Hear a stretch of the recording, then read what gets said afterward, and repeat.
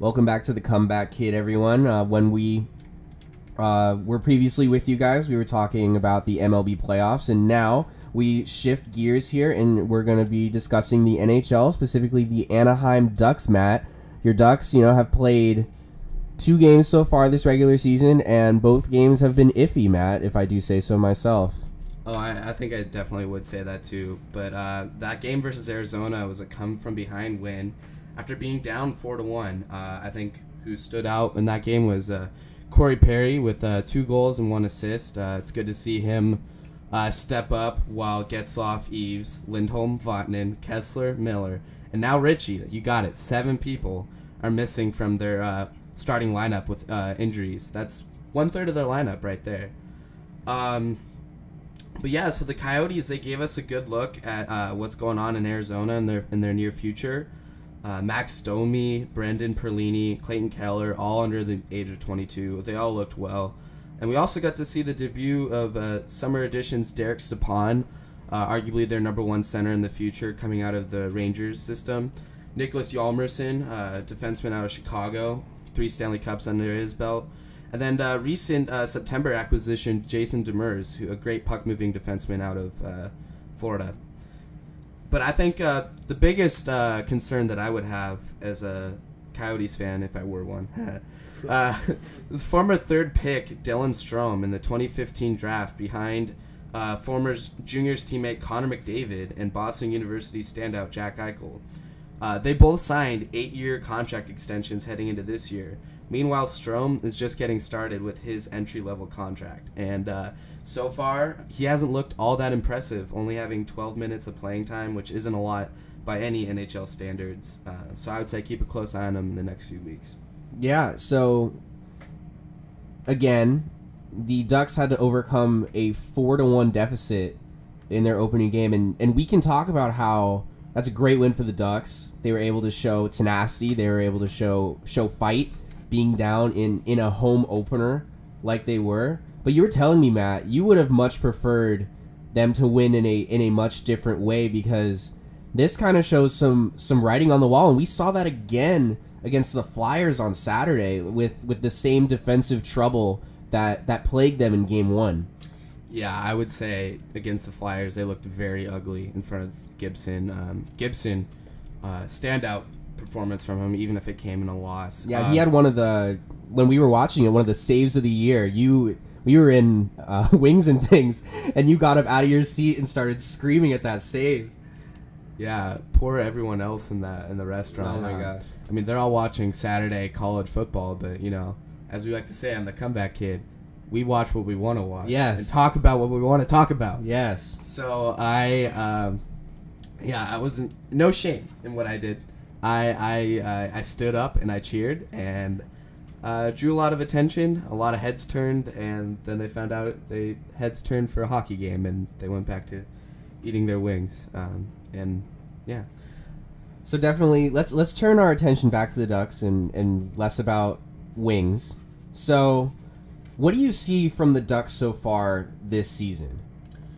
So I would say, like I already touched on the fact that they're playing without a 1/3 of their regulars, but there must be some kind of sense of confidence in their clubhouse, being able to send down a lot of their top prospects down to the juniors to develop for another year.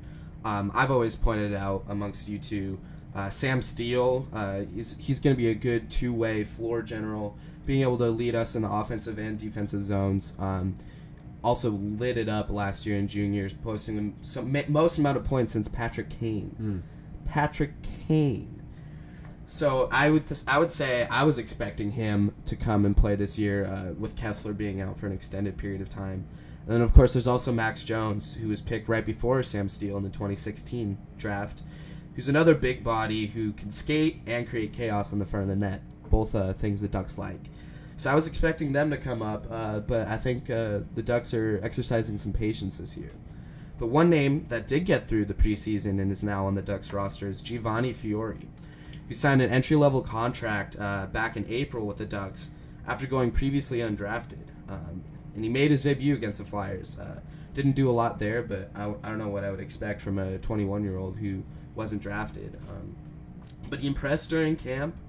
only to be sent down to San Diego for a brief stint with a message from Coach Randy Carlisle saying, "Do what you do best, and you're just a phone call and 60 miles away." And I think that's probably one of the greatest things that Giovanni could have heard in his young professional career. Yeah, definitely. And Nate, you had a question for Matt. Yes. So, the Ducks lost in overtime on Saturday. And last season, they struggled in overtime during the regular season. So, do you think that this is a concern moving forward, or is it too early to be making these types of snap judgments?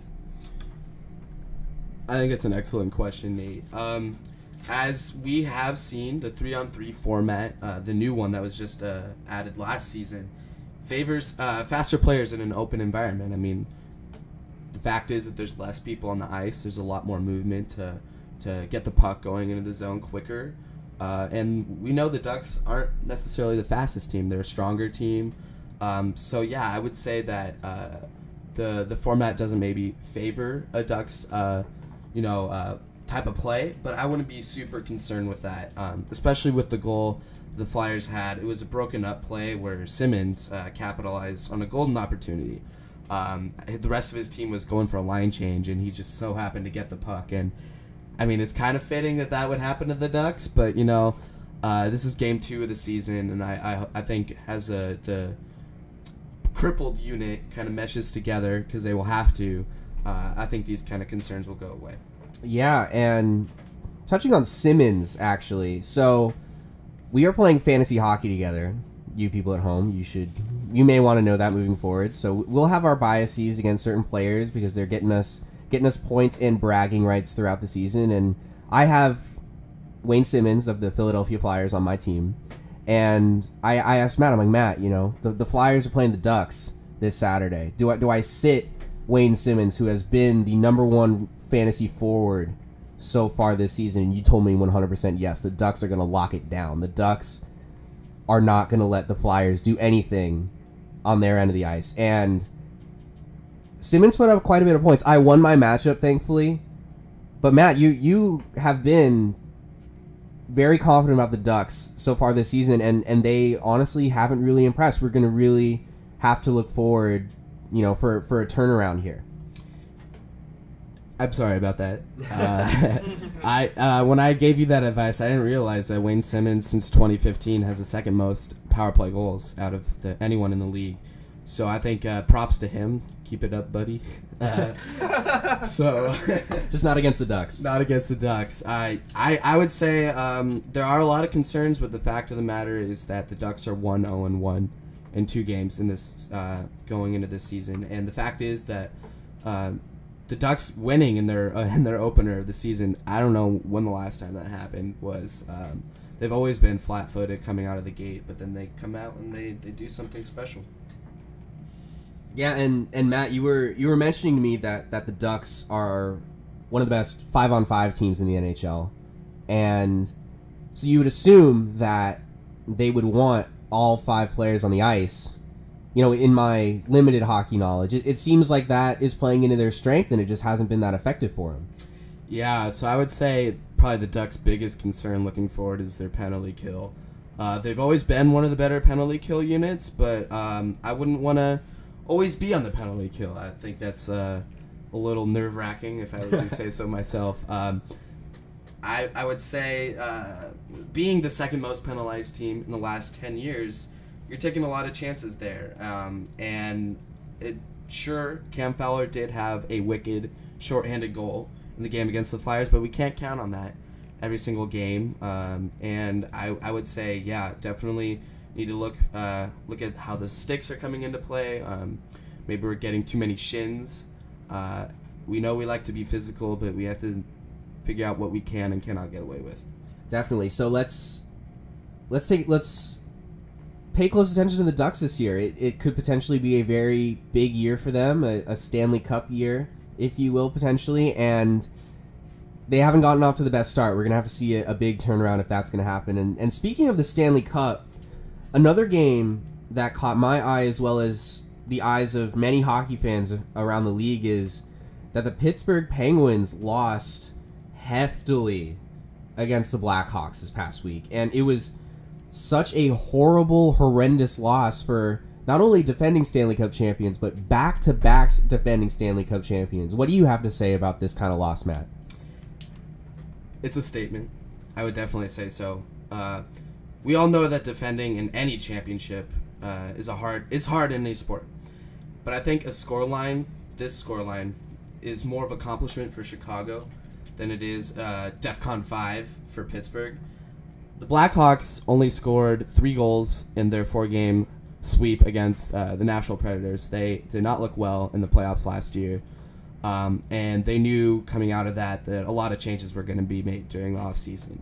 Probably the biggest one would be shipping forward Artemi Panarin to Columbus for former Blackhawk Brandon Saad, both young players. But it elicited a difficult response from your star forward Patrick Kane when he said that was disappointing. Yeah.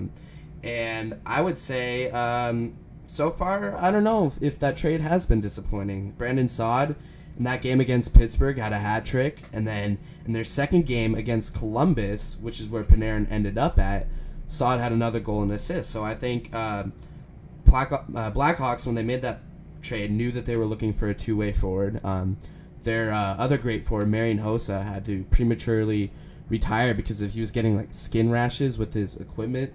Something weird like that, but Wow. I can attest to you that wearing hockey equipment is the most disgusting thing that you could possibly imagine. I mean, you're in the equipment for maybe an hour and you come out of that and it smells like death. And I think that him retiring early has allowed for younger forwards to come up, and Brandon Saad has so far looked impressive in his second stint with the Blackhawks. Definitely. And the Blackhawks also played the Blue Jackets this past weekend. What do you have to say about that matchup? So like I said, the Blackhawks still looking impressive. They put up 5 goals against Wow. the Blue Jackets. That's not 10, but 5 will win you most games. I would say so far I'm impressed with Corey Crawford, the goaltender for the Blackhawks. He's on my fantasy team. That was a difficult call to make, seeing as how Corey Crawford in years past has been very inconsistent and has often put the Blackhawks in a situation where they have to rely on their backup to get some quality games. But they might have shown a little bit of confidence in him last offseason, and they shipped off their backup and Chicago native Scott Darling to Carolina. But I think everything seems to be going right for the Blackhawks, and hopefully the Blue Jackets will find a way to get their groove in, because I would love to see them make another playoff run and hopefully not lose at the hands of the Penguins again. Great stuff, Matt. Great stuff. I think it's time to take a break. We need to let Matt catch his breath a little bit. That was a lot Dying of over here. Yeah, we need to get him the oxygen tank real quick. So when we come back, we talk about the crucial U.S. World Cup qualifying matches. Yes, Nate. Yes, Nate. We're gonna talk about those fighting Christian Pulisic's that got the clutch win this past weekend, and we also take a look at their look forward to their upcoming match against Trinidad and Tobago. We'll be right back.